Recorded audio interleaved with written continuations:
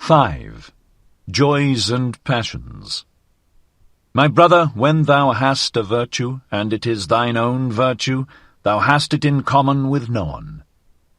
To be sure, thou wouldst call it by name and caress it, thou wouldst pull its ears and amuse thyself with it. And lo, then hast thou its name in common with the people, and hast thou become one of the people, and the herd, with thy virtue. Better for thee to say, Ineffable is it, and nameless, that which is pain and sweetness to my soul, and also the hunger of my bowels. Let thy virtue be too high for the familiarity of names, and if thou must speak of it, be not ashamed to stammer about it. Thus speak and stammer, that is my good, that do I love, thus doth it please me entirely, thus only do I desire the good. Not as the law of a god do I desire it, not as a human law or a human need do I desire it. It is not to be a guidepost for me to super-earths and paradises. An earthly virtue is it which I love. Little prudence is therein, and the least everyday wisdom. But that bird built its nest beside me, therefore I love and cherish it. Now sitteth it beside me on its golden eggs. Thus shouldst thou stammer and praise thy virtue. Once hadst thou passions and calledst them evil, but now hast thou only thy virtues. They grew out of thy passions. Thou implantedst thy highest aim into the heart of those passions, then became they thy virtues and joys.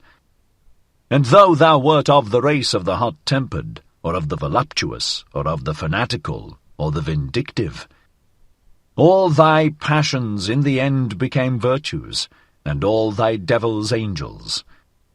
Once hadst thou wild dogs in thy cellar, but they changed at last into birds and charming songstresses. Out of thy poisons brewedst thou balsam for thyself. Thy cow, affliction, milkedst thou.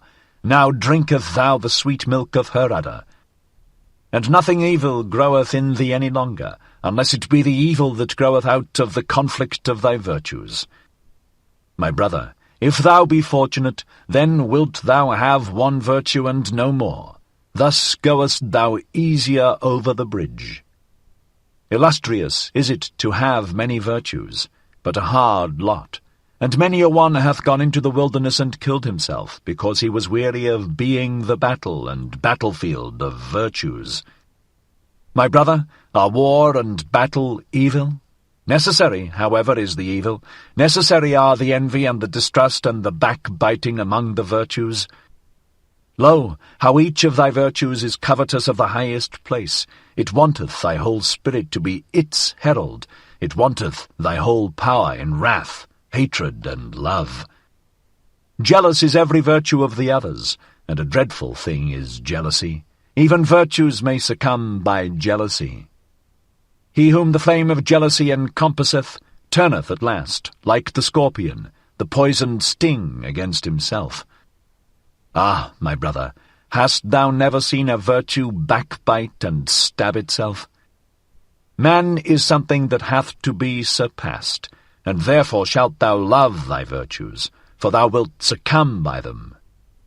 Thus spake Zarathustra.